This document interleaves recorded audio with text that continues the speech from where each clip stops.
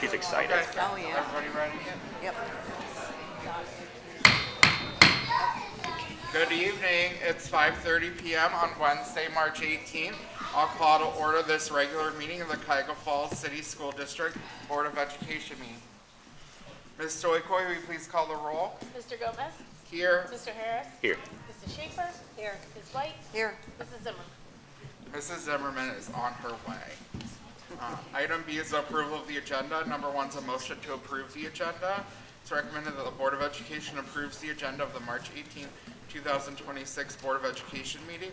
Action by the Board of Education and adoption of a consent agenda means that all items are adopted by one singular motion unless a member of the Board of Education, Treasurer, or Superintendent requests that any such item be removed from the consent agenda and voted upon separately. So moved. Second. Any discussion? Please call the roll. Mr. Gomez? Aye. Mr. Harris? Aye. Mrs. Schaefer? Aye. Ms. White? Aye. Mrs. Zimmerman? Abstain.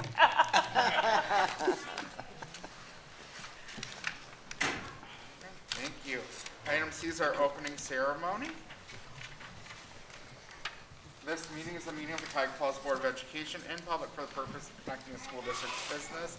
It's not a public community meeting, although there are opportunities for public participation. If an individual wishes to address the board regarding a topic found in the meeting agenda, the individual must complete a registration form found inside the attendance notebook and present it to the treasurer.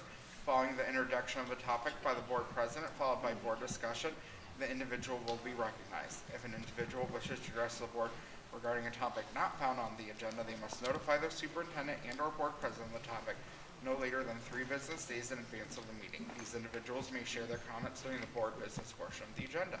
In both cases, the individual will preface comments by announcement of their name and address and limit comments to 3 minutes. All statements should be directed to the board president. No person may address or question board members individually.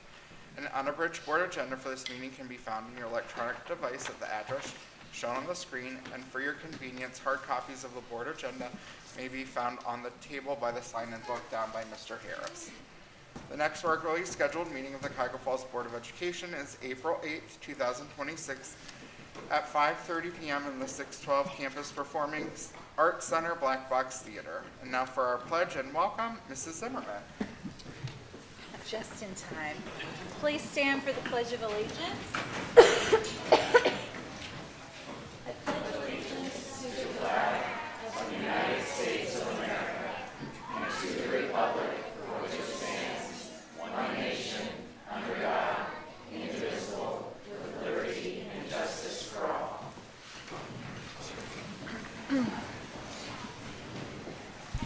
Welcome everyone to our board meeting. Our vision, Cuyahoga Falls City School District, the hub of our community, committed to a culture of caring.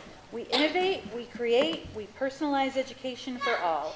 Our mission, every student, every day, every opportunity. Thank you, Mrs. Zimmerman.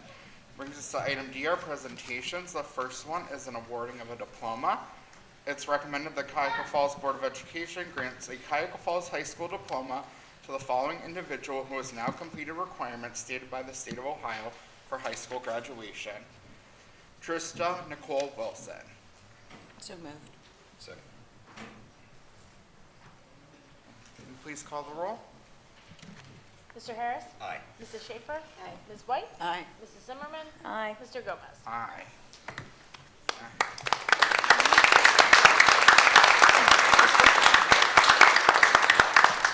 Is Trista here?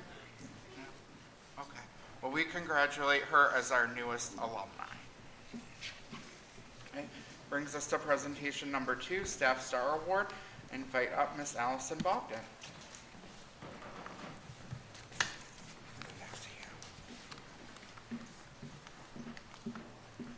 Thank you, President Gomez. Good evening, everybody, and congratulations to our top Tigers. It is my honor every month to stand up here and recognize one of our own, one of our staff members. It's called the Staff Star Award, and it is somebody that we recognize, and they're recognized by their colleagues. So they're nominated and recognized by their colleagues. I'm going to ask the principal, Miss Amanda Wyckoff, to join me. She's a principal at Price, as well as the teacher that nominated this person, Trisha Holub, to come up to the podium, who's going to speak about our winner, Mr. Isaac Becker Howe. Come on up. He is a music teacher at Price.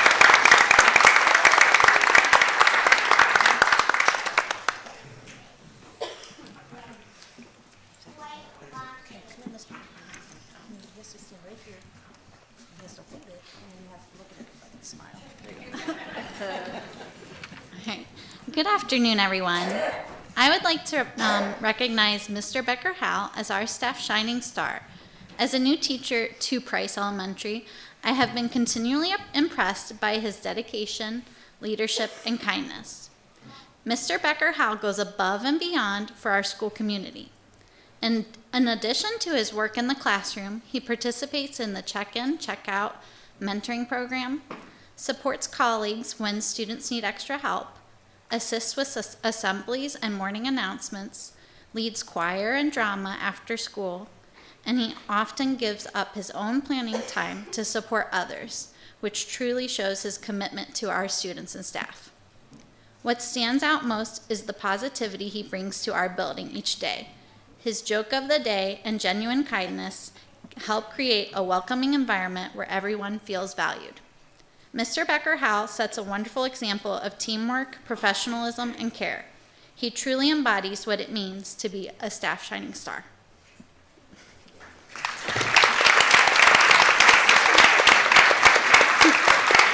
And now he's going to do the joke of the day. There you go. Jokes. I wasn't prepared for the jokes. Actually, all my jokes come from the students. They submit them. So any jokes I have are, what was the last one? Anyway, I just thank you very much for the award. This means a lot to me, that my colleagues are recognizing and see me doing stuff and they like it. That makes me really happy because I really value my colleagues a lot. They're wonderful people. And I like to say that when you walk into our building, if you walk down the hallway, you could nominate about 5 people just right in the first 5 minutes for something like this because we have such a wonderful place to work. And it says a lot about the nominator who took the time to do that. So I also appreciate Mrs. Holub for nominating me. That was really, really kind of her. So yeah, I'm sorry I don't have it. Oh, hold on. I bet I could give you a joke. All right, what did we have? Oh, this was actually from a staff member this morning. What did one tomato say to the other tomato? Come on, catch up. You're welcome. I just wanted to add one thing, and Dr. Selko, I'm sorry because I know you do this later, but I see so many Price people here to help recognize him. Can you raise your hand if you're a colleague? Yeah, there's just so many. So thank you for coming. Thank you, everybody.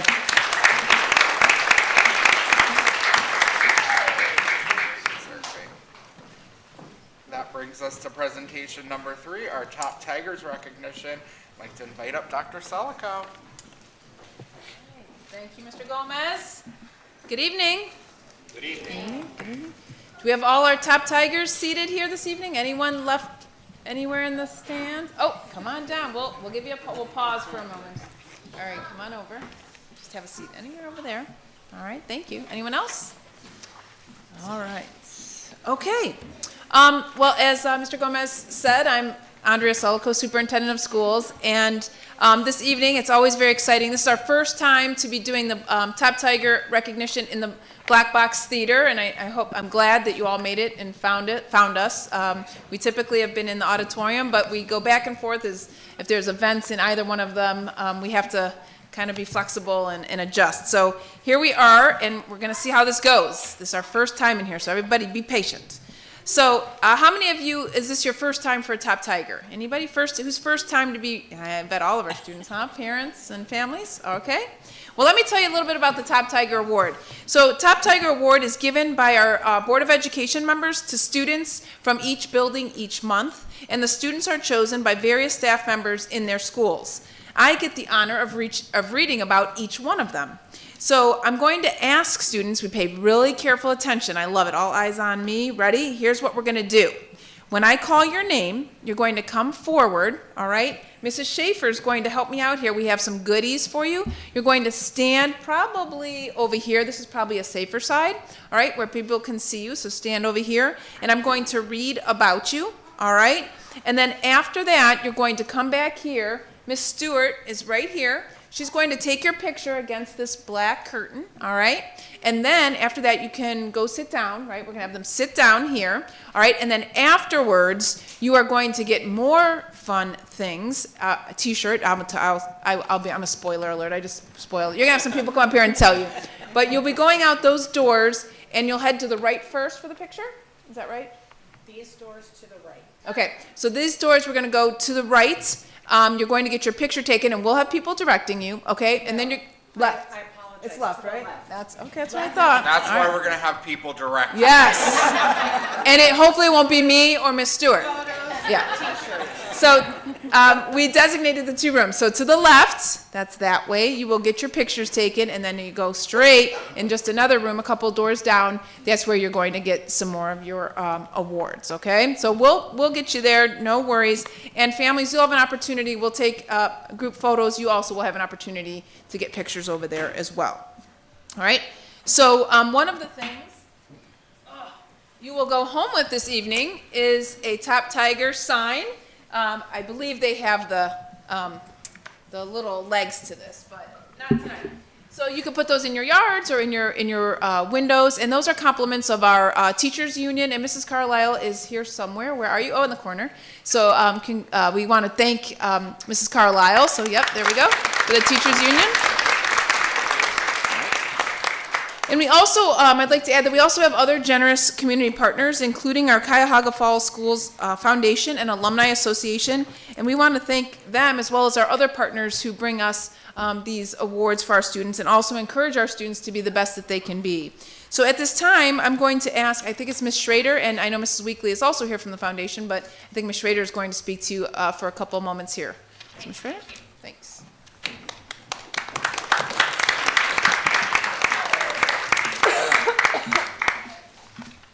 Hi, everyone. My name is Chris Schrader. I'm proud to serve as a trustee of the Cuyahoga Falls Schools Foundation and Alumni Association. I'm also a graduate of Cuyahoga Falls High School. Went to Broad Street School, which is now DeWitt Elementary School, Bull Lake, and then the high school. So I've been around a long time. In addition to sponsoring Top Tigers each year, the foundation awards over $150,000 in student scholarships, awards 15 grants to teachers for special classroom projects, and works with alumni by helping with their class reunions and class websites. Each May, we also recognize distinguished alumni and host a special recognition program and reception. All of our Top Tigers for the year will be invited to walk in the Memorial Day Parade, which is a lot of fun. So you'll hear more about that within the next couple months, because that's just 2 months away. That's hard to believe. So tonight, after you've been talked about and gotten your flower and a few things, someone is going to take you to where you need to go. And that's all I need to say, because I don't want to get you confused, okay? On behalf of the Cuyahoga Falls Schools Foundation and Alumni Association, we congratulate all of you Top Tigers on earning this very special recognition. We are proud of each and every one of you and look forward to seeing you again in the Memorial Day Parade. Thank you and congratulations.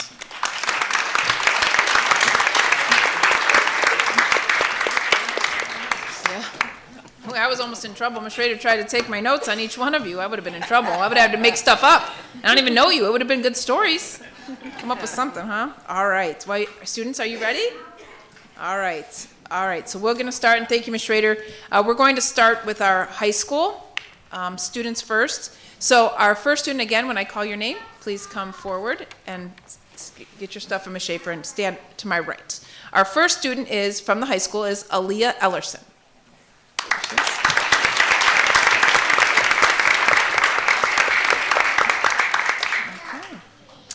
All right. Aaliyah exemplifies our health and physical education expectations by maintaining a positive attitude, always putting forth her best effort in all of her classes, respecting others, and following safe practices, rules, and procedures.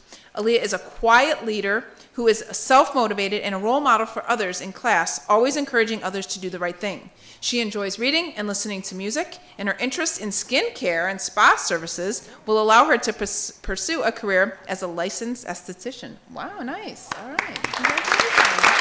Are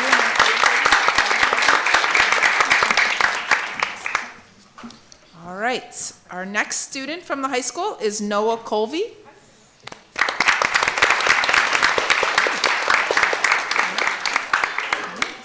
The science department has selected Noah for a Top Tiger Award for his academic excellence, kindness, and quiet leadership.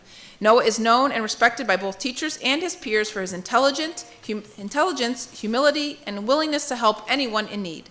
Noah is a gifted problem solver and a compassionate learning partner. He has the ability to acknowledge and address both technical lab glitches and group dynamic issues with creativity, humor, and kindness. He can be counted on to be both reliable and enthusiastic in every service project he completes. Noah is also a member of the National Honor Society and the varsity baseball team. Noah's calm leadership and genuine care for others make him a cheerful presence in every classroom, baseball game, and service project. Thank you for always showing your Black Tiger pride. Congratulations, Noah.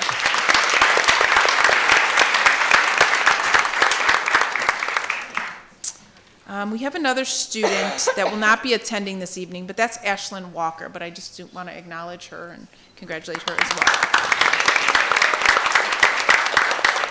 Okay. We are moving along to the middle school, Cuyahoga Falls Middle School. Our first student is Jaylee Burns. Jaylee, there she is.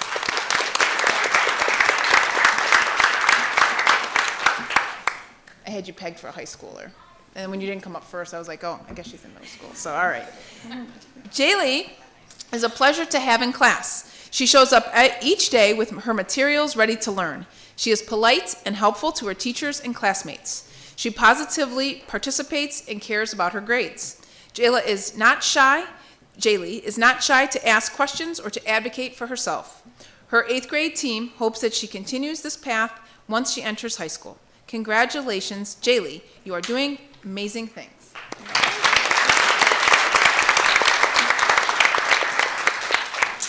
All right, our next student is Ellie Oxley.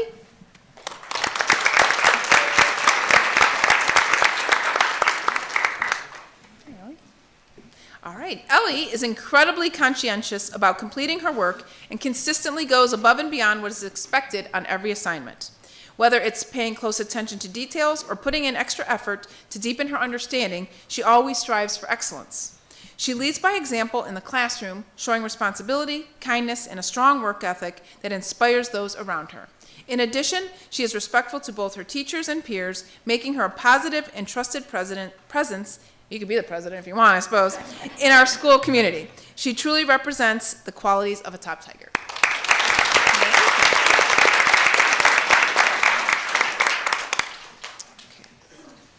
All right, moving on to our elementaries. Which one will it be first? What do you think? Anybody? No, we don't know. Okay. DeWitt. You were going to answer. All right, DeWitt. All right, our first student is Melvin Ajay. Melvin?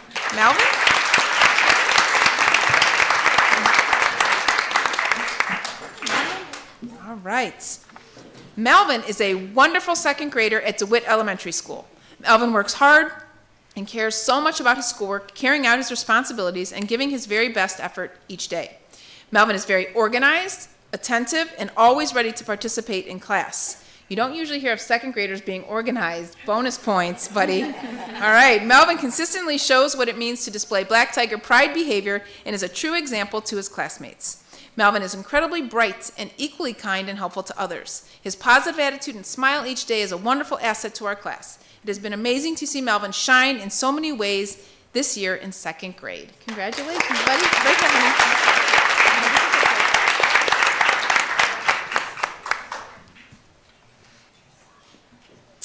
Let's see if we get this name right. All right. From DeWitt, you can correct me. Where's Malin? All right, you correct me if I get this wrong, your last name, okay? Well, I got your first name right. That was the easy part. All right, ready? Let's try your last name. Canel Zambiazzi? Zambiazzi. All right, I was close. Do I get partial credit? All right, thank you. All right, Malin. All right, Malin. All right, Malin is a shining example of what it means to be a black tiger by her character and spirit that she brings to school every day. In the classroom, Malin is known for her heart of gold, always ensuring that her peers feel included and supported. You made me feel that way too. Thank you. All right, beyond her kindness, she has demonstrated an incredible work ethic this year. Even when a task feels difficult or a concept is brand new, she never backs down. Malin shows us all what Black Tiger Pride means by working hard when things get tough and meeting every challenge with grit and grace that is beyond her years. Keep roaring with pride and leading your heart with your heart. Congratulations, Malin.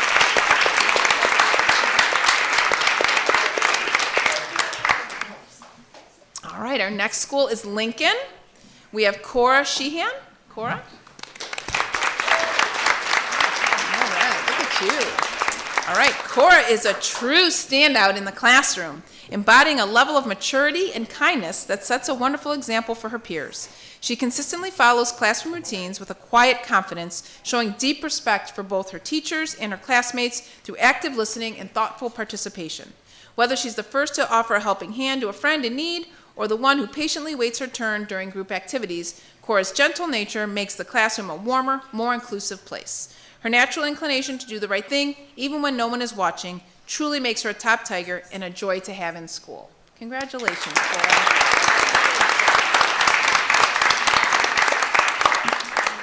All right, our second student from Lincoln is Tobias Whitney. Tobias?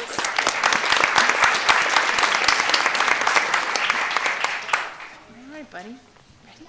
Okay. Toby, do you go by Toby? Okay, good thing. That's what it says here. Toby is a shining example of courtesy and character in our kindergarten class. He makes a point of greeting his teachers with a bright smile every morning, immediately setting a positive tone for the day. His thoughtfulness shines through in the small, meaningful ways he looks out for others, whether he's grabbing a worksheet for a classmate or noticing when a friend needs help picking up their dumped school box. I bet that happens often. Polite, attentive, and genuinely kind-hearted, Toby makes our kindergarten classroom a better place. He is truly a top tiger who leads by example. Congratulations, Toby. Oh, this way, honey. There you go. All right. Very good. Our next school is Preston. All right, we have some fans. I got to play principal today at Preston. Who saw me? Who's from Preston? Do you see me there today? Yeah. Did I get 5 stars? All right, yes. All right. Julian Cologne. Julian? Yep, come on. All right. Julian is an amazing role model for his peers in his 2nd grade class. Julian comes to school every day ready to learn. He stays focused on his learning and puts forth his very best effort in all that he does. Even when things become challenging, Julian keeps his terrific attitude and keeps going. He is kind and helpful to his classmates and can always be counted on to be making good choices. Congratulations.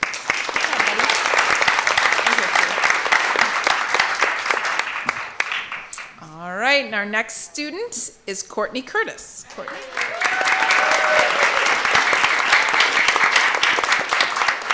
All right, Courtney. Courtney is always showing Black Tiger pride in many ways. She is kind to everyone around her and always willing to lend a helping hand. She loves to participate in class and is engaged in her learning and works hard to do her best. Her teachers are proud of Courtney for the way she shows respect to the students and the adults each and every day. Congratulations, Courtney, on being Preston's top tiger. Good job.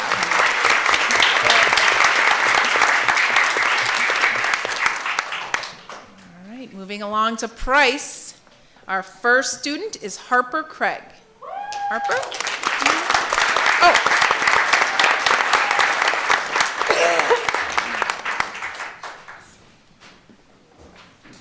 Harper, you tricked us. You're like coming out of nowhere. It's like the Phantom of the Opera in the Black Box Theater. Nice. Hello. All right, dramatic entrance. I like it. All right, Harper. Harper is a prime example of what it means to be a leader in the classroom. Whether she is tackling a challenging assignment with her growth mindset or quietly helping a friend tie her shoe, she consistently looks for ways to lift others up. She is a true role model who always strives to do the right thing, even when no one is watching. We are so lucky to have Harper's kindness and dedication in our classroom. Congratulations.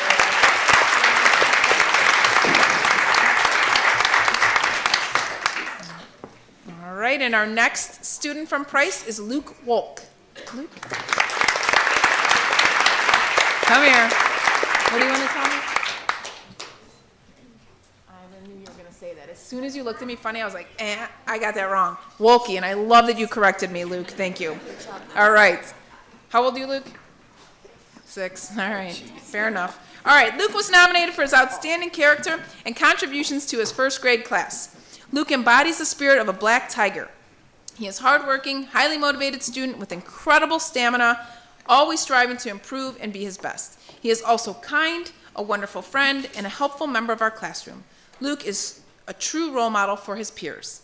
His teachers are incredibly proud of his dedication and growth. Congratulations, Luke Wolke. Yeah, I got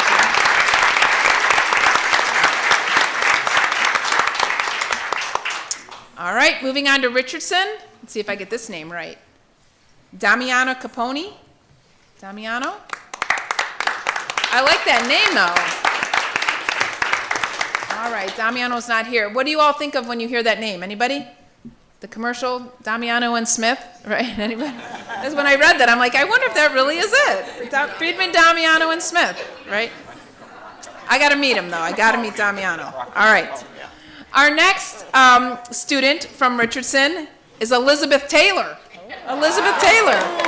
Wow, where is she? I do know Elizabeth, and she's not here. Oh, Dratz, another good name. You know that name. I know all you are like, what? Anybody like my age and older knows exactly what we're talking about. No idea. Okay. Pardon me? She's booked. Yeah, she's booked. She's got an engagement tonight. All right. Well, we're moving on to Silver Lake. But congratulations to our Richardson folks. All right. We have Rowan Finnegan. Rowan? Another good name. Did you celebrate St. Patrick's Day? I knew it. Rowan Finnegan. All right. All right. Rowan is a total ray of sunshine in the classroom. What stands out most is her huge heart. She's the first person to make sure everyone is a friend to play with. Whether she's working hard on a tough assignment or listening to feedback with a smile, she gives 100% every single day. Rowan, you're a true role model and a joy to teach. Way to go.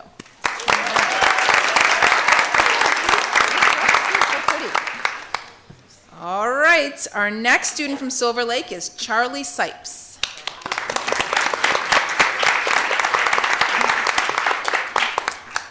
Charlie, I met a Charlie today at Preston, and it was a girl as well, because Charlie could be a boy or a girl's name, right? So I met 2 Charlies today. Isn't that fun? What's for me? Charlie is truly deserving of the Top Tiger Award for her outstanding citizenship, academic growth, and positive presence in our school community. After moving from out of state in October, she demonstrated resilience and determination from her very first day at Silver Lake Elementary. Charlie is consistently respectful, kind, and responsible, always following school rules and setting a positive example for her peers. She has fit in seamlessly with her classmates, formed new friendships, and made significant academic progress through her hard work and perseverance. She is a wonderful role model and a delightful young lady who contributes positively to both the classroom and school community. Congratulations, Charlie.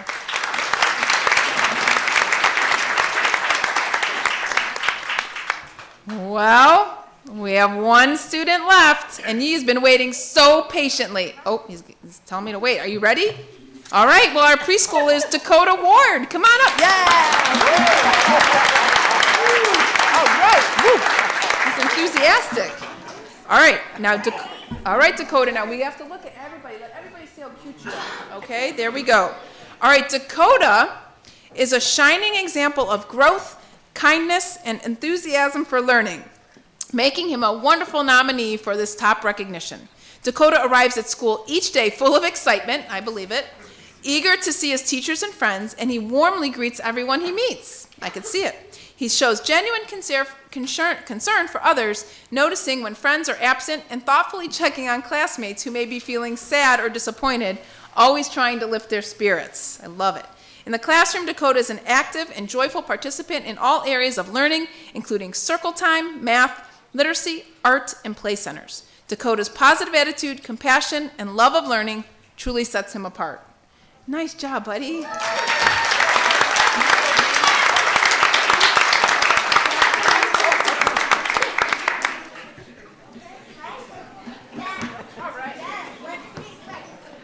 Take my picture. All right. Got it. All right. Well, here you go, Mom.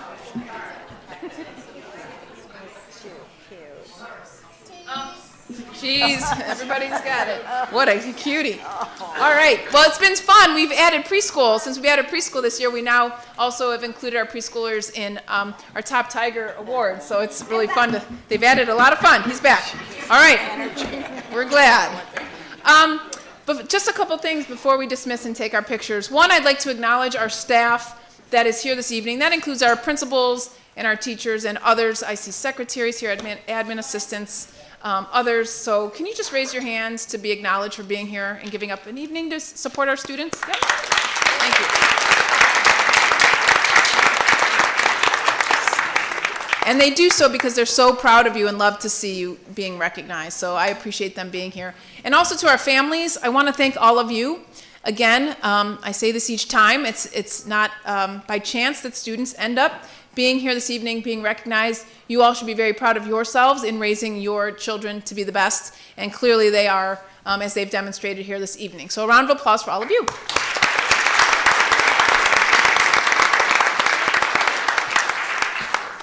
All right, now I know you all don't have a lot of confidence in me right now with directions, but I actually do know what I'm talking about. All right? So you ready to listen? I know which way you're going.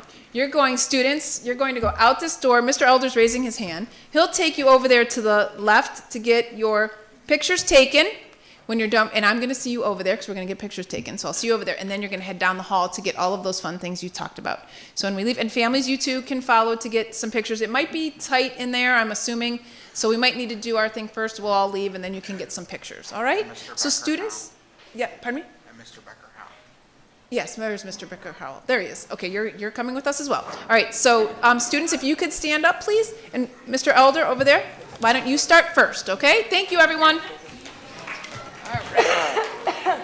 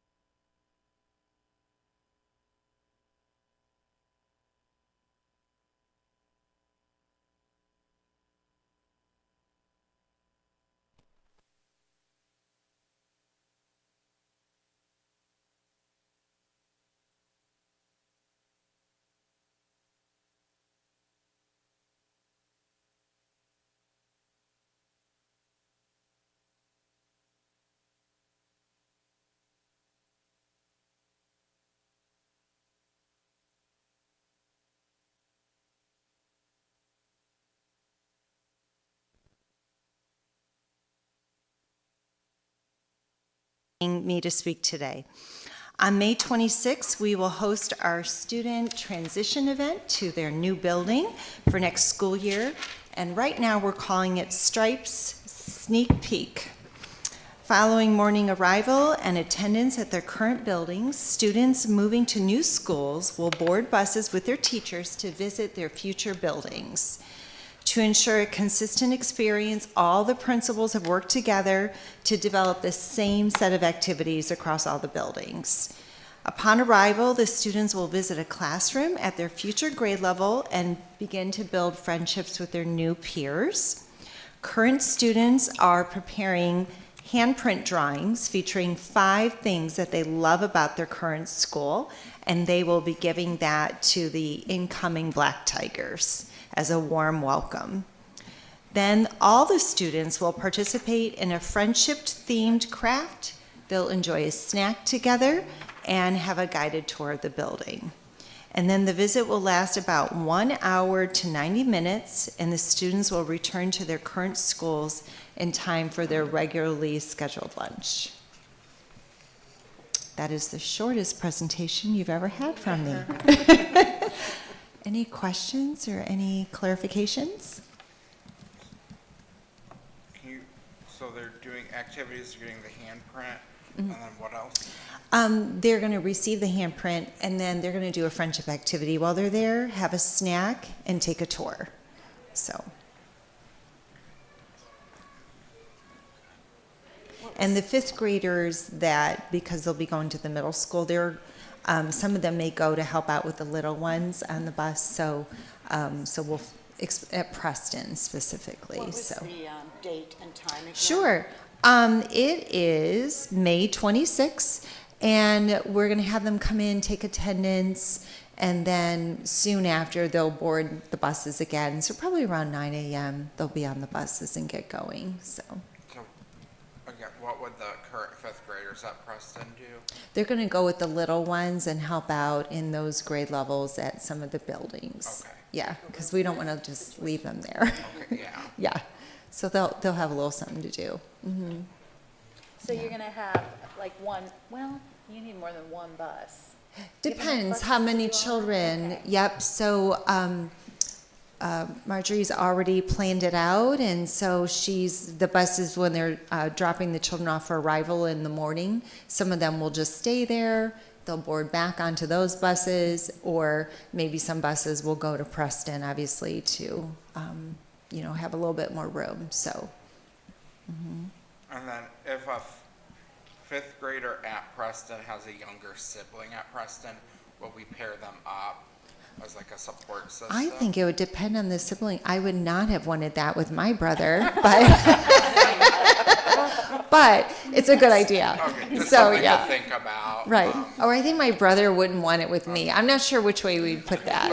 I think just because of the nervousness, it might sure. be like a comfort Yeah, for some yeah. families to have that. Yes. Yeah. Mm-hmm. When I was a 2nd grader at Richardson Elementary School back in the 1900s, we had a school well, 2 schools closed. Okay. And we were one of the schools that was receiving students from a school closure. Mm-hmm. We had pen pals to the Oh, school that nice. closed. Yeah. And so I had a built-in friend coming into the school, and the person, Mandy Everhart, if you were listening, I remember you. So she came in to the school. She had a friend coming in, so I know that they're coming in. And are they going to be paired up with They school? are. So children will be designated homerooms at their current grade level. So they'll already meet children for next year. So they'll have that time with children their own age. Mm-hmm. Yeah. Is that based off the person giving them the handprint drawing? Yeah. Okay. Yeah. So. Mm-hmm. Sounds really nice. Yeah. Thanks. Taking something Yeah. that can be difficult and making it positive and setting a good stage for them. Yeah, we did this when I was a principal, and I kind of went through a similar situation as a principal. And what was so funny about it is the children went back to their old school, went home that night, and told their parents that it was so nice. They clapped them in, and they thought maybe every day at Parma Park was like that. So they were ready to come. They're like, this is great. And we had cookies and all kinds, like it was snack time, and they're like, this is amazing. So we'll just have to make sure, we don't want to burst their bubble, but it's not every day. So, yeah. Okay, well, thank you so much. Good evening. Thank you for the opportunity to share this important work. Our strategic plan goal that I'm specifically involved with is culture of caring. And we began meeting as a subcommittee to talk about family engagement opportunities and community engagement. And we were looking at short-term goals and long-term goals. And our short-term goal, we wanted to complete something that was meaningful and important for our families before the end of the school year.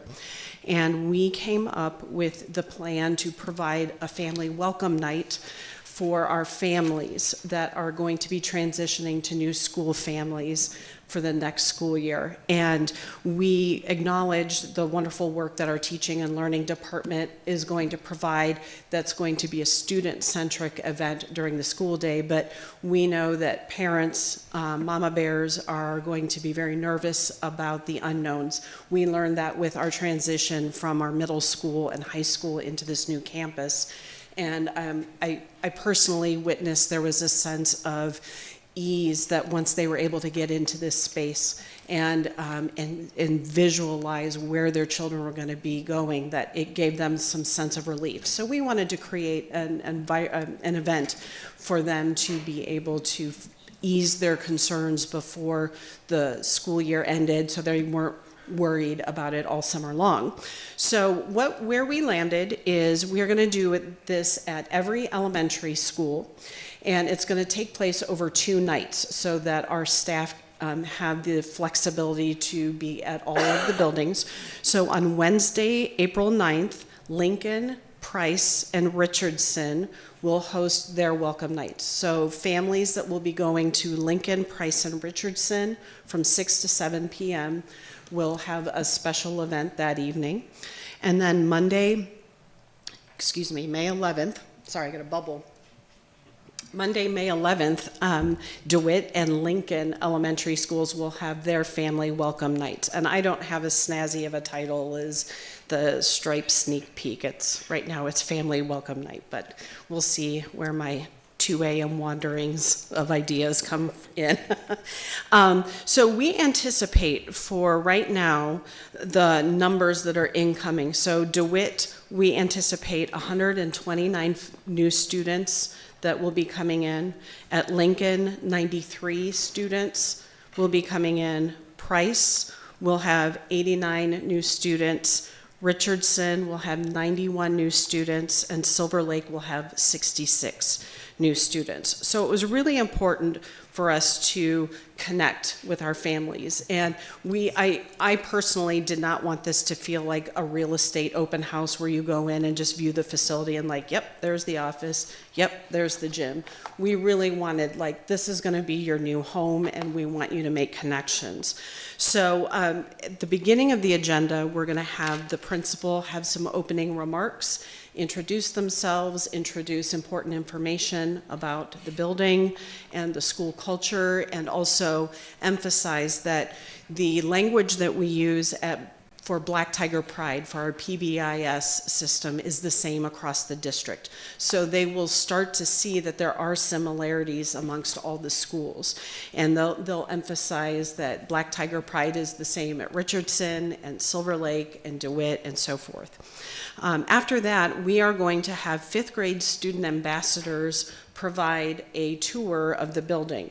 And I am personally going to, once we have those ambassadors selected, I am going to do a little mini training, and we're going to provide a guide. So they're going to show them the important spots. Where do you line up in the morning? Here's where the gym is. Here's where the office is. Here's your music room, your PE, your art room. Here's where the 1st grade classrooms are, and so forth.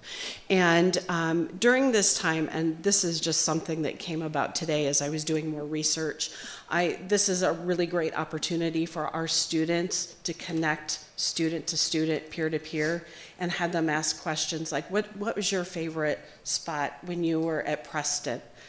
oh, you liked where the gym is? Well, let me show you where the gym is at DeWitt or Silver Lake. And so making that connections so they show that there's some empathy and some similarities. And then there will be a vendor style event for the last half hour that will be set up in the gym. And we have invited our YMCA and our Boys and Girls Club and Asia Inc., which are our community organizations that provide after-school programming, and the YMCA also provides the before-school programming. And we have invited the library, and they have already affirmed that they will be there. And we have sent an invitation to our PTO, PTA, Home and School League organizations, because we know that they are also going to be affected. Their leadership and their groups will be affected by these transitions, and we want them to be able to connect with their new families as well. And we have asked them, sorry, dry throat. We have asked them, sorry, cottonmouth. We have asked them to provide a snack for families, and we'll also have our social workers and counselors there to provide resources if there's some anxiety that our students or families are feeling. Our Red Oak therapists will be on hand to help our families with that transition, as well as our transportation department to answer questions about new bus routes and the Stop Finder app. And we will also provide a little swag for the new building. So it'll be their first, as Mr. Gomez said in an earlier meeting, it will be the first time that they will get their first piece of that building's swag, because they have invested in spirit wear for their unique buildings previously. So we want to gift them some new swag, whether it be a sticker or a wristband. We're still exploring that. And then also we thought it would be great to get some feedback, and this is something that is new, provide like a legacy wall, like either a chart paper where students can write down what their favorite thing or their favorite memory was about their previous building, so that our principals can see what was important to those students and see how that can be added into consideration when they're planning and welcoming new families in. And then also providing an exit ticket opportunity for our adults, so that as they leave, they can just drop in a little note, and it can say, what are you most excited about? What are you most worried about? And that'll give us some feedback on where we need to focus to make sure that this transition is as smooth as possible for our new families. So, any questions? Sounds good. Thank you for your work on this. All right. Thank you. I just want to commend Ms. Stewart. We've had really good folks on our committee that we're working with. Mrs. Trevelli has put a lot of effort representing the principals.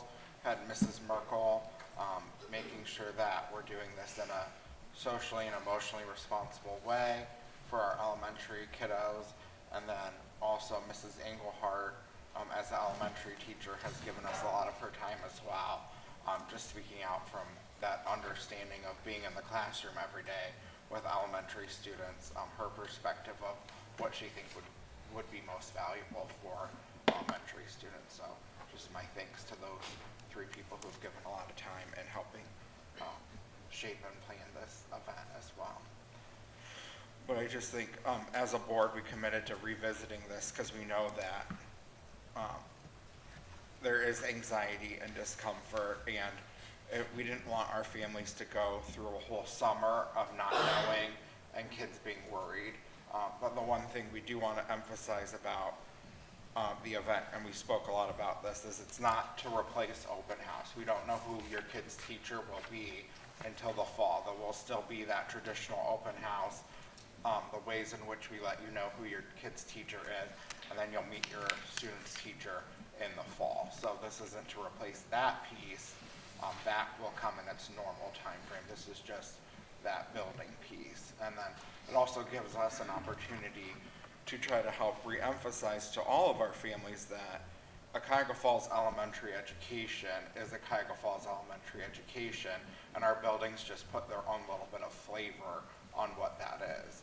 But we've spent so much effort in trying to reemphasize that a Cuyahoga Falls elementary education is the same no matter where you go, and that our buildings just add to that in their own special and unique ways, which we know so much about. So thank you to you both. Brings us to item E, Treasurer CFO's Business Consent Agenda. Ms. Stoikoi. Thank you. I'd like to recommend the Board of Education approve all items listed in the Treasurer's consent agenda. So moved. Second. Discussion? Just the minutes and then a couple of donations to Lincoln, which are always appreciated. They're both at Lincoln, yes, both at Lincoln this time. So that's it for that. Any questions or comments? Please call the roll. Mrs. Schaefer? Aye. Ms. White? Aye. Mrs. Zimmerman? Aye. Mr. Gomez? Aye. Mr. Harris? Thank you. It brings us to item F, Treasurer CFO's Business. Ms. Stoikoi. Thank you. I'd like to recommend the Board of Education approve the February 2026 investment schedule and monthly spending report. So moved. Second. Ms. Stoikoi? Okay.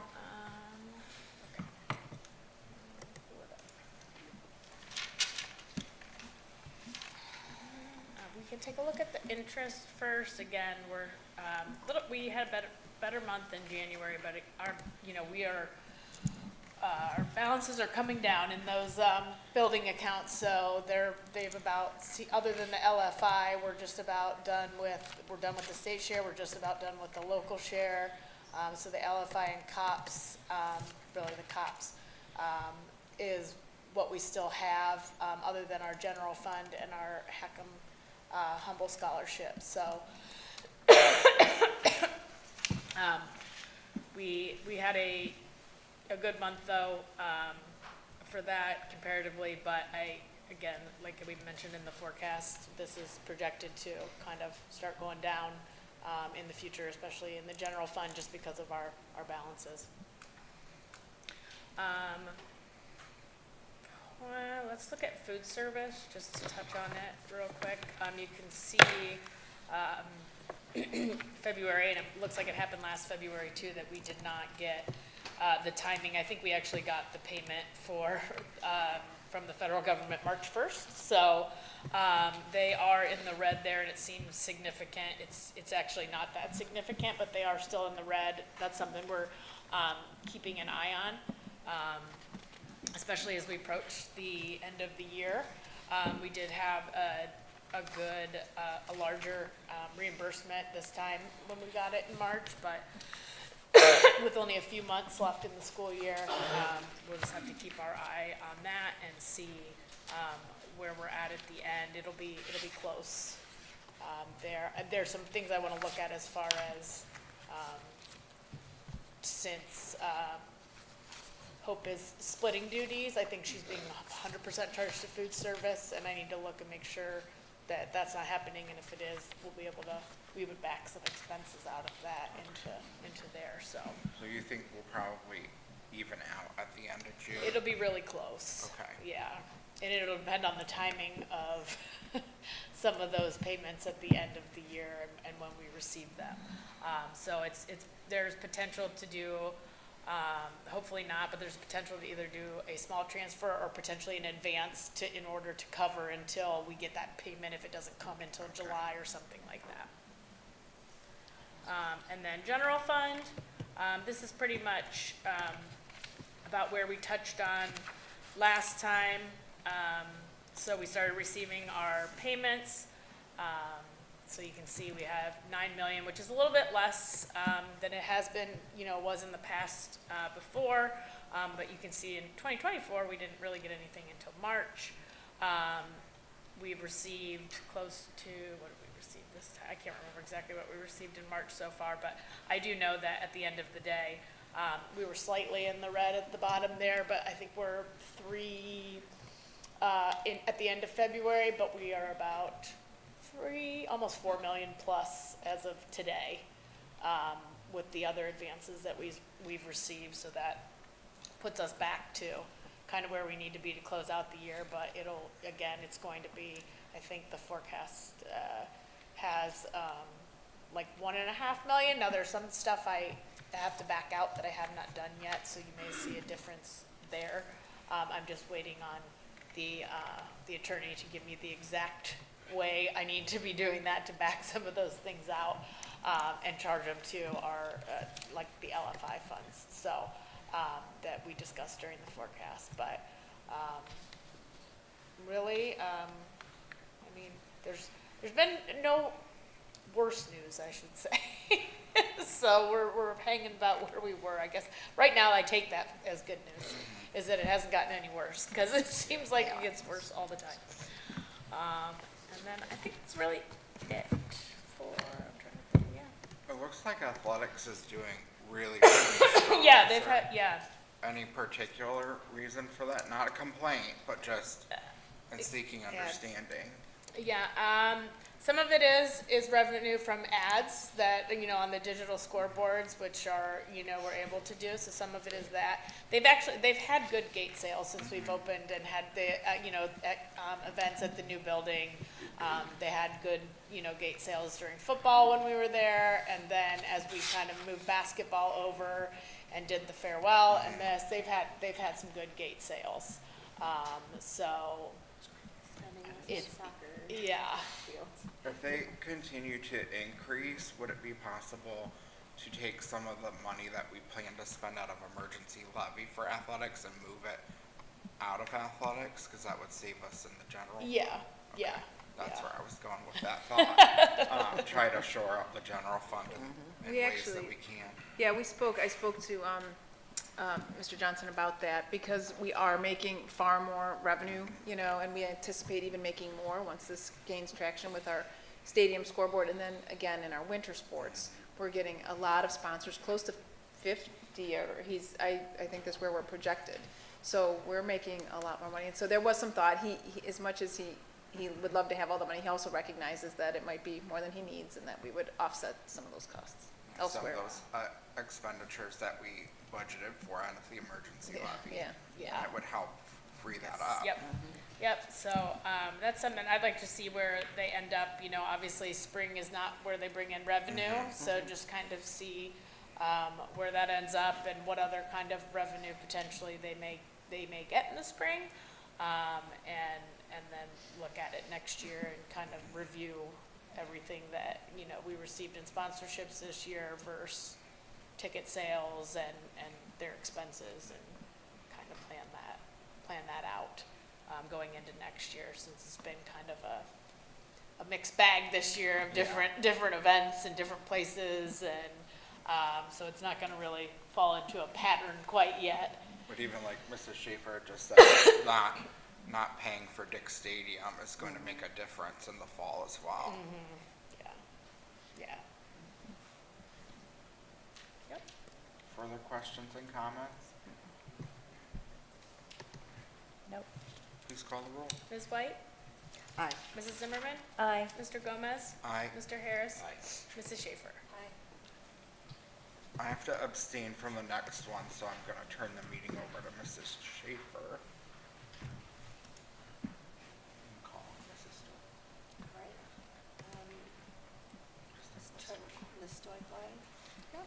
I'd like to recommend the Board of Education approves the following resolutions to authorize the filing of an original tax valuation complaint against property for tax year 2025. So moved. Second.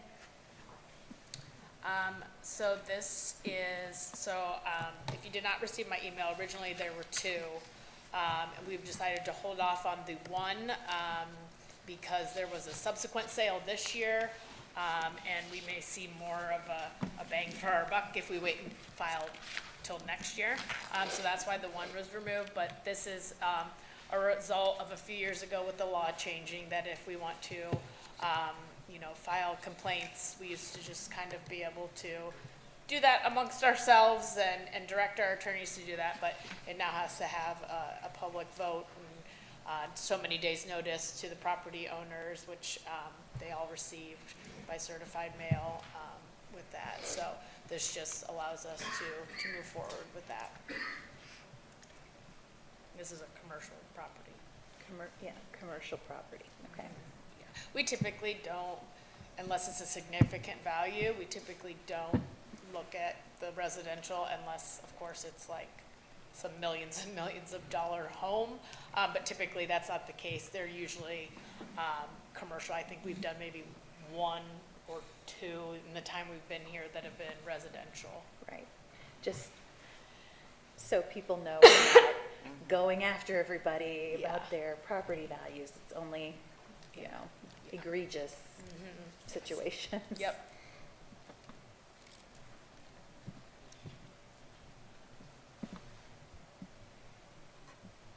So we call the roll then? Mrs. Zimmerman? Aye. Mr. Gomez? Abstain. Mr. Harris? Aye. Mrs. Schaefer? Aye. Ms. White? Aye. Thank you. And your comments? I do not have a lot because I had the flu this weekend and I'm just trying to catch back up on everything. But we are, so I'm frantically trying to get these budgets out after I missed a few days with the flu. A couple in my household had it as well, so it's been a good time. It's been a real, you know how that goes. Sick kids, sick me, sick mom. We are approaching that season, so those will probably go out this week. If not, maybe it depends, because spring break being next week, we might wait until that Monday to get those out. Those are usually due in May. Working through just some of the changes that are happening next year. You know, merging of different departments and things like that, and trying to get that straight, along with there's some additional USAS coding changes again that need to happen. So working through that, I mean, I think we have over 7,000 individual, at least, budget line items, if not 8,000. So I'm trying to go through all of those and make sure that they're where they need to be, so that we're ready to go when it comes July 1st. But that's our big undertaking right now. Thank you. Brings us to item G, Superintendent CO's business consent agenda. Dr. Selico. Thank you, Mr. Gomez. It is recommended that the Board of Education approves all items listed in the superintendent's consent agenda. So moved. Discussion? Yes, thank you. So we have a number of items here this evening, and under personnel, we have some routine items: classified custodian at Price. We have our spring coaches. We have some leaves of absences. We have some retirees. As I mentioned, I was principal today at Preston. We've been filling in for Principal Brown since she's out this week. I appreciate my staff stepping in. But I talked with Becky Calabrese, who is one of the people who will be retiring. She also is a resident, so appreciate the year. She told me it was 30 or 31 years that she's been with us. And her friend is also Susan Harp, who is a paraprofessional at the high school, who will also be retiring. So again, our gratitude to them. And our teacher, our automotive teacher, John Lipnos, is going to be retiring. And so we wish him well in all that he has done for our students in CTE. We have some resignations, and then we have some substitutes, a cleaner and a bus driver. Under contracts, we have our MOU for the CCP courses at Stark State. This is one that we traditionally do each year. Not any substantive changes to that. We have a renewal agreement for SEI, again, routine item. The agreement for Akron Children's Hospital, this is for our summer ESY program.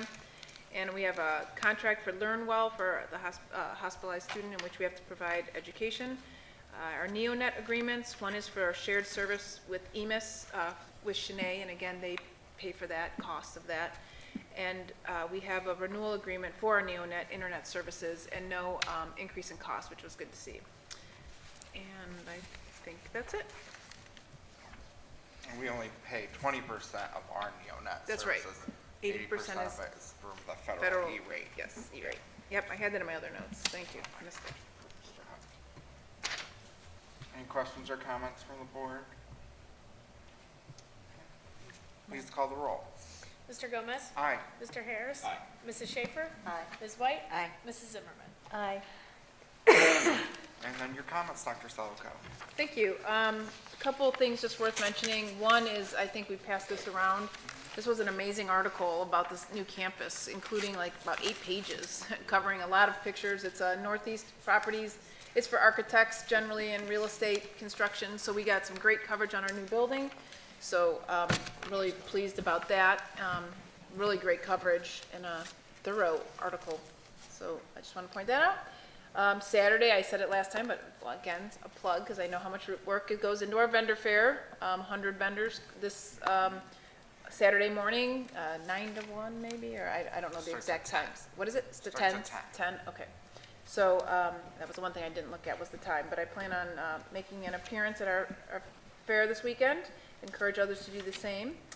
We have our Musical Horizons. If you may have noticed, we're not in the auditorium this evening, and people are saying there's no event in there, but they're setting up for the big Musical Horizons program, which is at 7 p.m. tomorrow. We also then leads us into spring break. I will be here all next week working, actually, so I'm not taking spring break. However, we have 3 different spring breaks in our home that we have to work around, so I will not be here the week of April 6th, which is Monday is the Easter Monday, and so students aren't here. But Mrs. Hausman will stand in for the April 8th board meeting, so she could dust off the cobwebs and sit back up in the chair. And so I appreciate her doing that for me, but I will not be here that week. Should we prep the hard questions? Yes, I told her I want to save all the hard topics for her, so there's plenty of them, so thank you. Okay, thank you. Brings us to item I, board business. First is a request to address the board. We have 1 person on a non-agenda topic, and then we have 2 people on open enrollment, which is the second agenda topic for under policy, so they'll speak on that. So each person will have 3 minutes to speak. There's a timer that comes up and makes a little noise when your 3 minutes are up. It's not our tradition to just gavel you down when your 3 minutes are up. If you're in the middle of a thought, please do finish your thought, because we want to hear what you have to say, because you took the time to come speak to us. If you go on for an extended period of time after that, then we will ask you to wrap up. You do not have to say your address if you do not want to. I know in the world that we're in, sometimes we don't want to say our address on a record. We have it on file, so if you don't wish to state your address, please feel free not to. But our person under request to address the board is Brittany Lee Smith. If you'd like to come up to the podium, and you have your 3 minutes.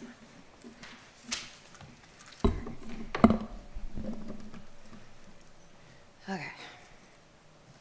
So thank you all for allowing me to speak today. My name is Brittany Smith. I don't mind mentioning my address. I live down on Northmoreland. I have 2 children in the school district. One goes to Price, and the other is a 6th grader here at the new campus. We moved to Cuyahoga Falls in 2020 from Kent, actually, because of the wonderful neighborhoods, and my husband grew up here, and the school system and everything. And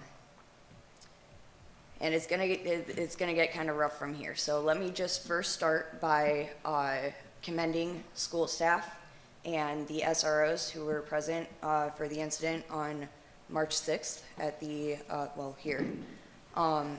I would also like to extend that appreciation to the Cuyahoga Falls Police Department for their quick reaction time. Everyone worked together to handle a bad situation as quickly and cleanly as possible.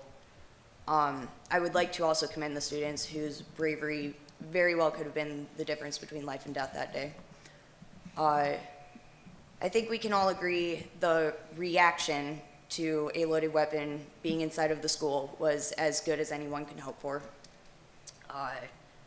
So obviously the problem is not with reaction. We shouldn't be relying on the bravery of our children in the presence of a loaded gun, though. I don't know many adults who can do that. So we need to figure out how to proactively prevent this from happening again. And so today I have 2 simple questions. One is, what is physically being done to prevent anybody, from walking into the school with a concealed loaded weapon?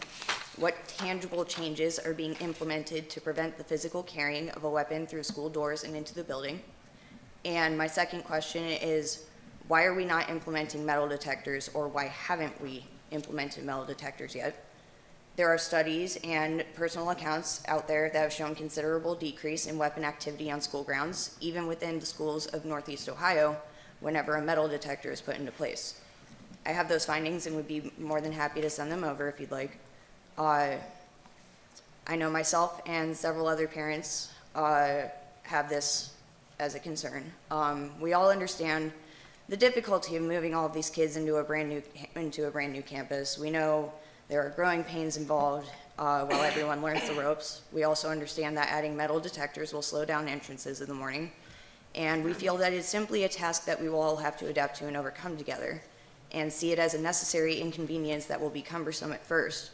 But then we ask ourselves, what is the value of added security? Whether that is mentally, physically, or emotionally, what is the value of added security? The state of Ohio has multiple grants to assist the school districts in adding security, and there's unfortunately a reason for that. The threat is no longer far off in some out-of-mind city. Every day, schools just like ours have safety issues, and Cuyahoga Falls' reputation should not be a higher priority than our children's safety. We are the taxpayers that help keep this district alive, and we are requesting metal detectors in all entrances. Thank you for your time. Thank you for taking the time to come speak with us tonight. We have your phone number, and we'll have our superintendent reach out and speak with you. I have to give that to Christy, but she'll share information. Okay. That brings us to item 2 under board business, policy first read.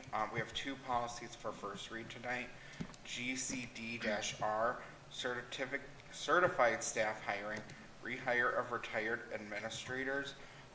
This one is pretty much a full rewrite based on advice of our legal counsel, as well as just local need in terms of, we had a restriction in here that any certified staff that we rehired could only have a 1-year contract, and that doesn't meet our local needs. So we changed that as well. Just to point out, we have a number of folks, this is something we spent a lot of time in policy committee discussing.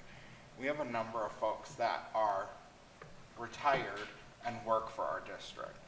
This policy and the process you have to go through only applies when they retire from your district and then get rehired to your district. So there's a distinction, I think, that people aren't always aware of. You can be retired from somewhere else, retired from some other job, and then be hired in to work for our district, and we have a number of folks that are in that state. But this policy and the laws that govern it in Ohio are specific to when someone retires from that position within your district, and then you want to hire them directly back in your district. So that's what this policy is about.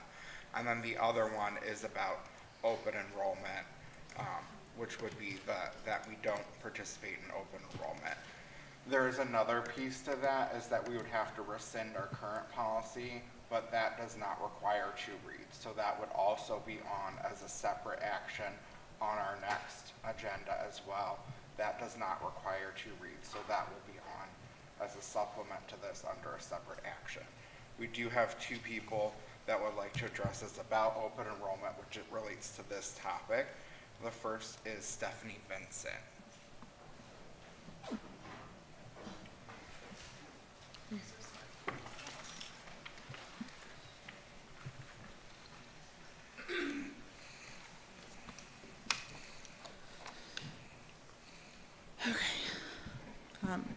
Members of the board, educators, parents, and community members, I stand before you tonight and speak on the issue that's profoundly impacting students who are currently open enrolled here at Cuyahoga Falls High School. At first glance, people just think of open enrollment as only an opportunity.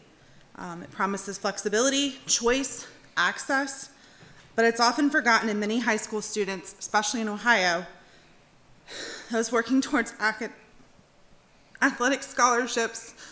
It's become something very different. It's becoming a barrier, it's becoming a penalty, a risk that these students cannot afford to take. In Ohio, under rules set by the Ohio High School Athletic Association, student athletes who transfer schools after participating in varsity sports are often required to sit out their next year. The rule is they have to sit out the second half.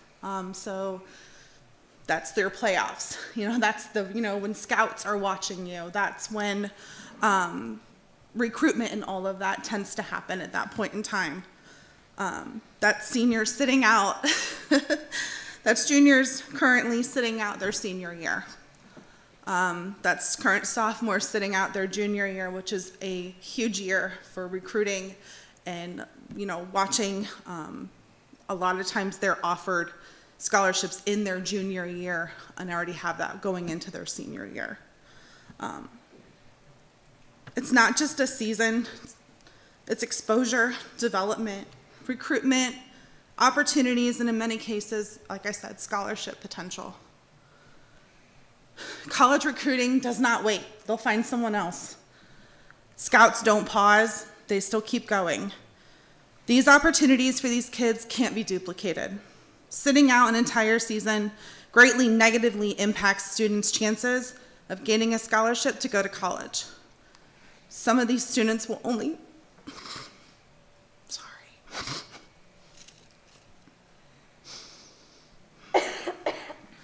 Some of these students will only go to college if a scholarship is awarded. Kids dream their whole life and their whole sports career of going to college and, playing in the big leagues. Sports is a means of a way out for a lot of kids, a way of opportunity that they otherwise may not have. Unfortunately, the damage of closing open enrollment does not stop there. If you consider the career and technical education programs, students who commit to these programs as sophomores, meaning decisions are made early. These spots are filled quickly. If a student is forced to change schools after that point, they're effectively shut out. There's no second chance, there's no pathway back in. So tonight, I plead with the board to seek alternative options. Please consider allowing the high school students to finish their high school career in the same school so these kids are not punished for simply being a part of Cuyahoga Falls High School. Thank you. Thank you so much for coming to share that, Ms. Vincent. We have KJ Caller. We have KJ Caller about athletics. And our next speaker is Elena Phillips. Thank you, community members, board members, Dr. Selikov, thank you for giving me the forum. I didn't actually intend to come to speak tonight outside of just having you hear my plea. What I'm asking for is beyond empathy, but it's compassion. I am a doctor of psychology. I teach at NYU remotely in the mental health. I teach child development. I also work for a company called Bus Patrol, which deals with proactive safety measures, as well as students being safe from stop arm incidences, fatalities, all of that. I have been in Cuyahoga Falls as a parent volunteer since 2011, when my eldest daughter, Katie, first entered the district in 2nd grade. She only knew Cuyahoga Falls, and then I found out I was having another child. And from the womb, Millie, my youngest, has only ever known Cuyahoga Falls. They both went to Silver Lake. They were both top Tigers. That ceremony tonight was a remnant in my mind. My daughter Millie now is getting ready to be a junior. This past week, I just got her letter for band. She said, "Mom, what am I gonna do next year?" I said, "Millie, I will find a way. I will move, I will do whatever I have to do to keep you in that district. I will be here tonight." Millie also has special aspects to her. She has really high anxiety, and she has something known as CPTSD from an abusive relationship that I was in. That would compound her problem so much if I had to move her out of this district. I pay taxes to Cuyahoga Falls. I live in Cuyahoga Falls. And now my daughter is being kicked out her last pretty much 2 years, much like that woman there. And so I realize I only have 27 seconds, and I really, don't want to go much more into my life story, and not that I think it will make any difference, but I'm here in the hope that it will. And I, like her, think that you should just legacy the high school kids out, especially if we pay taxes and we're in Cuyahoga Falls limits, because I know districts can be changed, because I work with district zoning all the time with where I work. Thank you.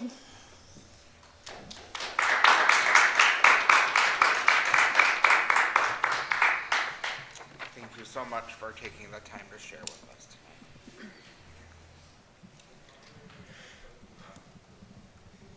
That brings us to our next item, which is a resolution for a reduction in force. It's recommended the Board of Education approves the resolution to implement an administrative reduction in force. So moved.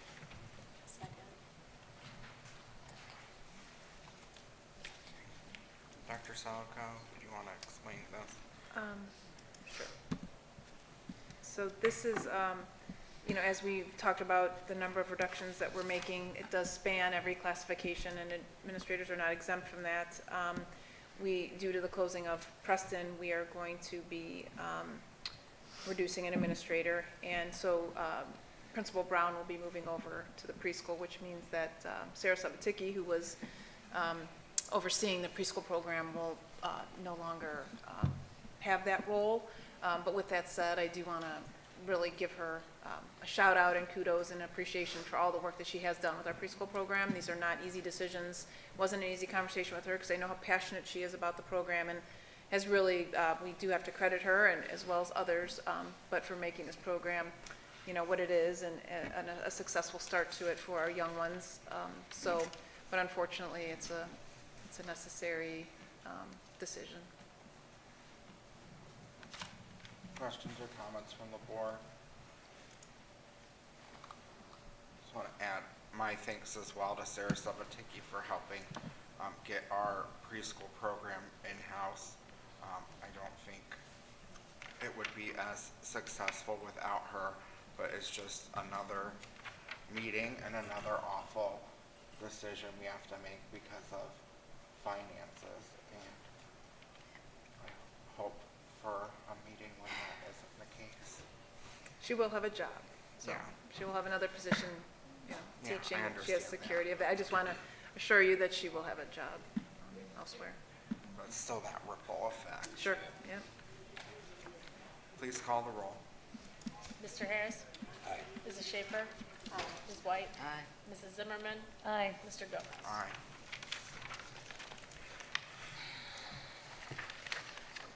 Item 4 is the service agreement with the Ohio Schools Council. It's recommended the Board of Education approves the agreement between the Ohio Schools Council and the Cuyahoga Falls City School District. So moved. This is for our electric rates for the Silver Lake building, because we're locked into Cuyahoga Falls electric rates at all our other buildings. This gets us the best possible electric rate for our one building that we can shop around for. Any other questions or comments? Please call the roll. Mrs. Schaefer? Aye. Ms. White? Aye. Mrs. Zimmerman? Aye. Mr. Gomez? Aye. Mr. Harris? Item 5 is the facility use agreement with the Cuyahoga Falls Soccer Club. It's recommended the Board of Education approves the facility use agreement between the Cuyahoga Falls Soccer Club and the Cuyahoga Falls City School District. So moved. Second. Dr. Salko? Yes, Mr. Johnson had come to me making this request, I think via Parks and Rec city program, and so I think they're doing some work on their facilities on the soccer fields in which they currently play on, and so they asked if they could use SIL, and I agreed with, of course, the permission of the board for their middle school, or I'm sorry, for the at SIL Middle School for the youth practices, games. We will simply do what we always have for the property, which is cut the grass, but if they want to do any striping or anything else, it's on them. So we just wanted to make sure that we had some protections in place, and it would only be for the time period that their field is being redone. Any questions or comments from the board? the timing works out because we're not using it anymore for our soccer team practices now that we have our field. Please call the roll. Ms. White? Aye. Mrs. Zimmerman? Aye. Mr. Gomez? Aye. Mr. Harris? Mrs. Schaefer? Aye. Thank you. Item 6, future agenda item. Do you have any future agenda items at this time? Let's see.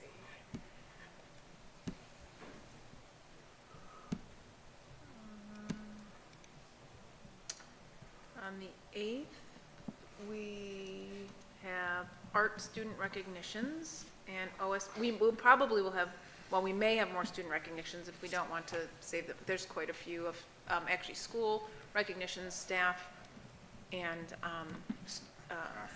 athletics, all of those, yeah. So we may put some into this meeting as well. Are we doing armed forces? I believe no, we don't have any. Okay. Okay. And then the OSBA Star Awards, where I guess April 8th will be some recognitions, Okay. I think. But no formal presentations on any content at the moment. And then we have more presentations. You have a Science of Reading, Mrs. Hausman, on the 22nd, it looks like, along with other recognitions. Is that might be the recognition for them, yes. But we may move that, we'll see. No, I believe that's, Update. you want an update? So. Okay. I think it was an update on how it was going. Usually do a literacy one. Mm-hmm. Okay. And we also have a recognition. So the next 3 meetings, there's no presentations on any content, just a lot of recognitions. In May, we need to start discussing levy options because we'll have to take a vote in June and July. So in May, we need to have conversations about that. Yep, okay. Probably first meeting. That's Top Tigers. Well, second meeting will be retirees. That's true. So probably Either one. first I mean, meeting. it doesn't matter to me. Probably first meeting in May. Let's pencil that in. Okay. Because second meeting will be retirees, and that will take more time than Top Tigers. Is that the 13th? Whatever the first meeting is, I don't have my calendar. But you do, so if it's the 13th, we'll go with that. Okay. Anything else for future agenda items? Okay. Brings us to item 7, committee reports. Mr. Harris? Yeah. Business Alliance Council, we didn't meet. We're going to be meeting on Tuesday, April 14th. I do have an update for legislative from the State House. So last Monday, the State Board of Education selected Dr. Philip H. Wagner as Ohio's next Superintendent of Public Instruction. Wagner is currently the Superintendent of Johnstown and Rowe local schools in Licking County. He'll start in July. Last Tuesday, Governor DeWine gave his final State of the State address. He announced additional resources for the Ohio Department of Education and Workforce. Will be creating a regional science of reading instructional implementation teams. The teams will be made up of trained experts whose sole focus will be helping K-12 schools fully execute the science of reading in their classrooms. The department will add 50 more Read Ohio coaches this fall, extending the program's reach to at least 70 more schools. Currently, there are 97 coaches in 151 schools. Ohio Department of Education will launch a new statewide attendance dashboard on April 15th, providing real-time attendance data. This new tool will provide parents with and the public with simple, fast, and transparent attendance data each week for every school district. He also did a plug for House Bill 304, which would require, it's the recess bill, which require at least 30 minutes of recess twice daily. So there's that. And a couple other bills here that were just recently introduced that I wanted to mention. Let's see, House Bill 745, it's a Student Athlete Publicity Rights and Fair Compensation Act to address name, image, and likeness. I think I might have mentioned that one, I can't remember. And then Senate Bill 377, this bill would make changes regarding the sale of school district property and programs supported by educational service center facilities and projects. And I was going to mention in my comments, but again, I mentioned it before. I'll be going down to on Tuesday to the State Legislative Conference. We did get the agenda. I'm looking forward to it. We have chairs of the Senate Education Committee, and then a member of that committee as well, and then House Education Committee Chair will be there, as long as a ranking member, Representative Sean Brennan, who's fantastic too. So, and I also saw Governor DeWine on the agenda, so I don't know if he'll be there in person or if it'll be a video link, but we'll see. He's coming in person. He's coming in person. All right, fantastic. So, I'm looking forward to reporting back on that. Thank you, Mr. Harris. Mrs. Zimmerman? I was sick for our Foundation and Alumni Association meeting, so I missed it. We haven't had Financial Advisory Committee. Dr. Selico, you were at the alumni. I was there. Any updates? Anything? It was there. I'm trying to recall. We spent a lot of time. I know they would ask me a lot of questions about just things that were going on in the district. So most of the time I was there, we were chatting about that. They got through most of the agenda. It was They're more hiring updates. a new executive director. They are. That was the big, Yeah. the big news. I left before, if they voted. I don't know if they voted that night. Mark Bowers was officially named then. He And- was there that evening, so it made me assume that he was going to be appointed. And they have a couple more new prospective board members who are Yeah, very that's true. qualified, involved individuals. You know somebody? Oh, yes, that's right. Mr. Harris's wife. My wife, yes. That's right. She's busier than I am. I'm just impressed she volunteered. Me too. Usually have to That's a be time commitment. dragged into it. Some very good Yeah. folks on that board. They can be very convincing. That's true. Ms. White? Yes, I just have a few mentions. I attended the percussion band concert, which was wonderful, as they always are. And I just always appreciate that, how they can do those drums and those sticks and move them back and forth. I'll never know. Can't figure it out, but that's okay, I don't have to. But they are excellent. I also wanted to mention, I don't know if we did this, we may have, but just Maltz Museum Stop This Hate student finalist. We had one at our Bullock Middle School, Christina Chetri. I hope I say her name correctly. And then a few other students that have been nominated as national math stars, scoring in the top 2% of their class in math. And those names are Mason Adler, Jackson M. Busk, and Braden Tingler, Hannah Peterson, and Evelyn Wolke. So congratulations to those kids. And I don't know if we did this either, but I would like to say congratulations to DeWitt and Richardson for their Science of Reading Champion Award. Yes, we will be recognizing them. I- It's good news. Spoiler Yeah, alert. it's really good Well, news. sorry, I just, No, spoiler alert. Too late. sorry. Mrs. Schaefer, do you have any committee reports? I don't have any committee reports. And for committee reports for me, Ms.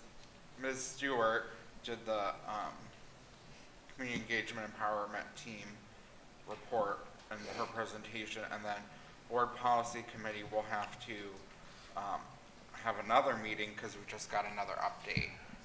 So we'll be meeting again. So we've been very busy. Okay.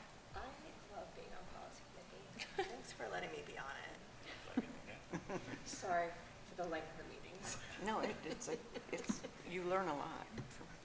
For the rest of our comments, I'm up first. Shoot, I did comments. You're fine, Ms. White. You're fine. I attended the DeWitt Art Show along with Mrs. Schaefer, and I'll steal some of her thunder, but we really enjoyed the one grade. They made like animals.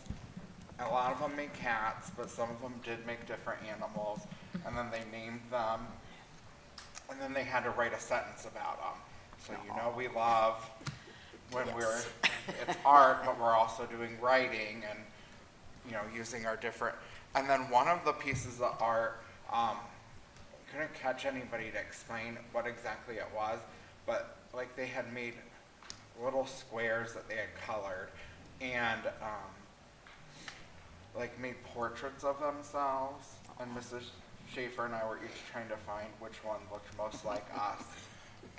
But on the bottom corner of it, it said like math education. So somehow that piece of art tied into math. So, you know, we get very excited about art shows. We get more excited when we see how art is, you know, incorporating all those different skills like math and language arts and how that all incorporates into the art. And we saw a lot of rubber duck art, which will be part of the All-City Art Walk coming up. And I stopped by the book fair as well to support it and buy some books for my nephews. I also participated in a Strong Schools Ohio Forum. It's something that this group is doing. They're facilitating conversations about the value of Ohio public schools, and I was in, it was via Zoom, and there were 15 or so of us. We were all school board members from across Ohio.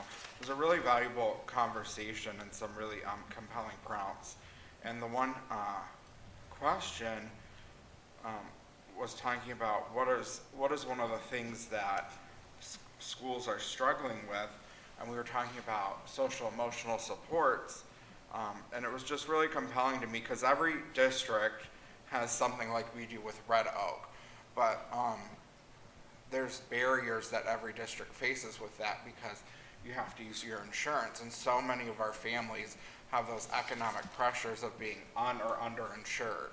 So even though we can offer those things, our families can't always access the supports they need because of economic pressures. And it just is something that I've been carrying with me and thinking a lot about that piece of that forum. And it was people from every corner of Ohio sharing that as a concern they had. So I've just found that to be really compelling. And I've participated in 2 free OSBA continuing education webinars since our last meeting, and attended our wonderful dinosaur-themed literacy night. They really did a great job. I was very impressed by that, and thanks to the library. I also want to talk about the governor's State of the State speech. A few years ago, Mr. Harris and I were privileged to get to attend the State of the State. It was a really awesome experience. And the governor then spoke a lot about children and education, and I know it's something that he cares a lot about. This entire State of the State, except for one piece about seatbelts, was all about children, literacy, and education. And it's something that, despite many things I disagree with the governor about, something that I've always really appreciated about him. Despite that, many of the legislators did not appreciate his State of the State, including David Thomas from Ashtabula County, who is the leading proponent of all these changes to property taxes, which are one of the leading reasons that districts like us are forced to make these terrible choices we've had to make. And I just wanted to share his quote about his view of the governor's State of the State, which was all about kids and investing in education. Thomas said, "I don't focus on kids. The governor's speech didn't excite me." So this is the guy that's trying to rip funding away from public schools, and his response to the governor spending 45 minutes talking about the importance of education was, "I don't focus on kids. A speech about education just doesn't excite me." That just tells you so much about what these people think about these kinds of things in these meetings. And when we hear what our families think about, these are the people making decisions, and they just say that they don't care about children, and it's really sickening to me. He also has one of his bills is about retirement and pickup and different things, and he was asked, you know, by the different associations, like, you do realize that at the end of the day, if this were to go through, like, boards of education are going to make their, you know, whoever it is that is affected whole, and in the end, the calculation, it will cost more. And he says, "I know, I don't care." So it just seems to be his response. Yeah, very he knows, he's not like, so I'm not sure what the point of The some people of these creating things. these financial issues just literally say that they don't care about children. So, but it's his own words. It was published in the Vindicator, which is a newspaper in the Mahoning Valley. Mr. Harris? Yeah, I don't have much. Just congratulations again to our top Tigers, to our graduate and our staff star awardee. I I had mentioned the legislative conference, and then kind of piggyback off what Mr. Gomez said. And I mentioned this in our last meeting. Again, a lot of these decisions we're making as a result of what is happening at the State House. If you are concerned, you want to reach out to our state representative, our state senator, anyone at the State House who can help fix these problems. Contact me. I'm happy to help you get in touch with them. I'm going to be meeting with Ms. Schaefer soon so we can meet behind the scenes to figure out what we can do to help mobilize folks to help them get in touch with the folks at the State House to overflow their offices with calls and letters about what is happening here in our state. Because I have a 3-year-old. We just did the preschool evaluation here for the district. I mean, not that I wasn't in this before, here as a board member, but my son is going to be going into public education, so skin in the game there again. So, but yes, please, I have the information. I have the folks you can get in touch with. Please reach out to me. I'm happy to get you in touch with them. So thank you. Thank you, Mr. Harris. Mrs. Schaefer? Yes. Do it art again. Very exciting to see the artwork, and then crossing over to writing and math. I like to see the creativity in the writing, and I think one of them was like about their pets. The pictures with portraits were pets. That's actually where a lot of cats and dogs. And maybe some of the children didn't have pets, and so there were some creative animals. So this little sentence that they put about their other animals were very interesting. Those are always a good time. Also, the All-City Percussion Concert. I enjoy that because a lot of times the percussionists are behind everyone. So they don't get. So this is the time for them to come front and center, and you can see what they do. And sometimes in march band, you can see the tricks that they do because they're featured on that, but you don't get to see that when they're behind everyone. So that's a little showcase for the percussionists. Literacy night, I did take a selfie with a couple dinosaurs. The library just sent it to me today. I got it. I probably will be posting that on my Facebook page. And I was selected to be on the Ohio School Board Diversity and Equity Committee.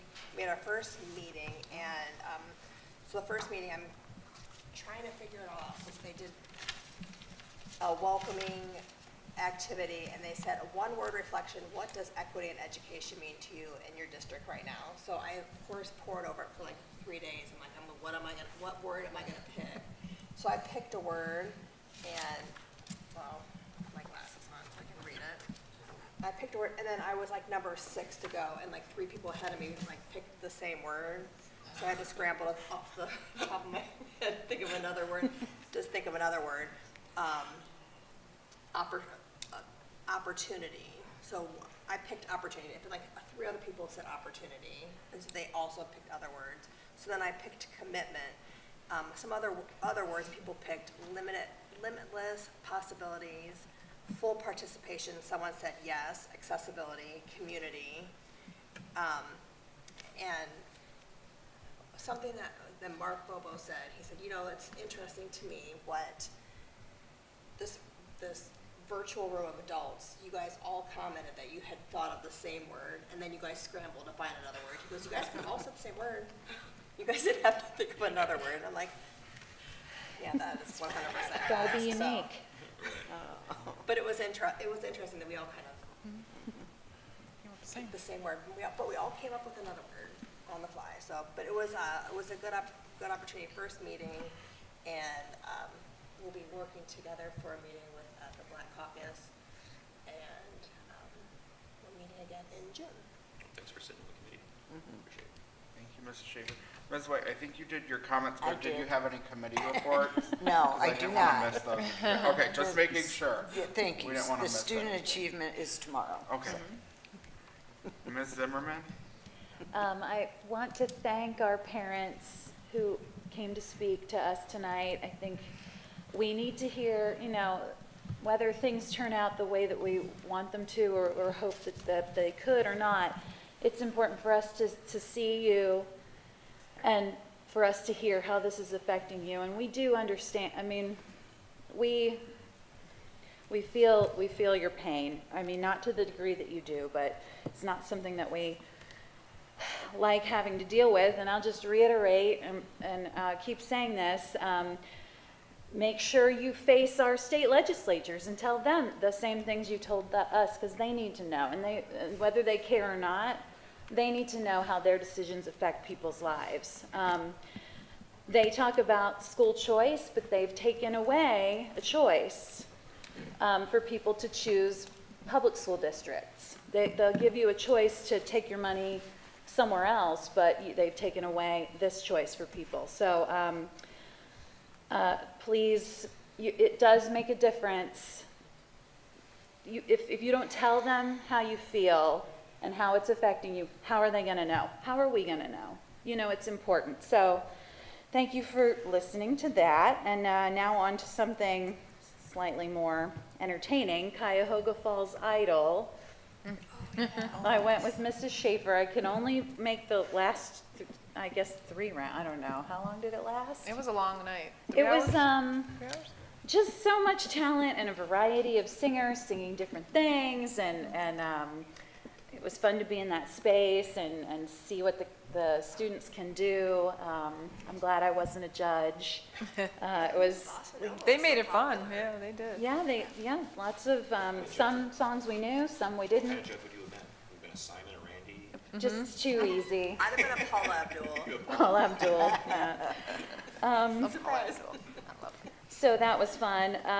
And then I was invited to be a panelist at the Northeast Ohio Youth Climate Summit.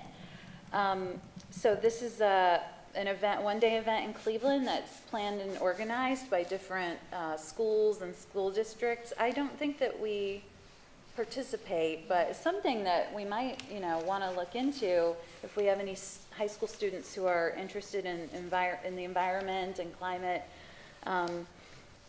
It was all organized by the students. These 2 young ladies invited me and Representative Brandt from Cleveland, a state representative. She knows you. You know her. Yes, we talked about this. So we talked about, they invited us to talk about women in politics, but we just ended up just talking with them about different environmental topics. And I learned from Representative Brandt that anyone can go reserve or rent a room at the State House.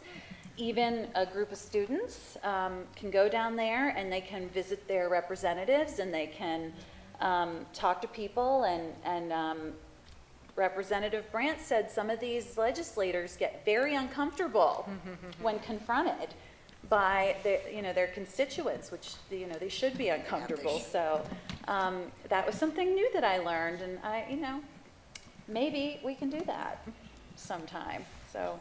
And I don't know who the right person to talk to is about if we have any students, classes, teachers who want to participate in this next year, but happy to try to make that happen. Thank you, Mrs. Zimmerman. Brings us to item J. Number 1 is executive session pursuant to Ohio Revised Code, section 121.22G2. It is hereby moved that the board adjourns to executive session to consider the purchase of property for public purposes, the sale of property at competitive bidding, or the sale or other disposition of unneeded, obsolete, or unfit for use property. A second. Please call the roll. Mrs. Zimmerman? Aye. Mr. Gomez? Aye. Mr. Harris? Aye. Mrs. Schaefer? Aye. Ms. White? Aye. Thank you. We'll be in executive session at 7:28 p.m. The only action after will be adjourned.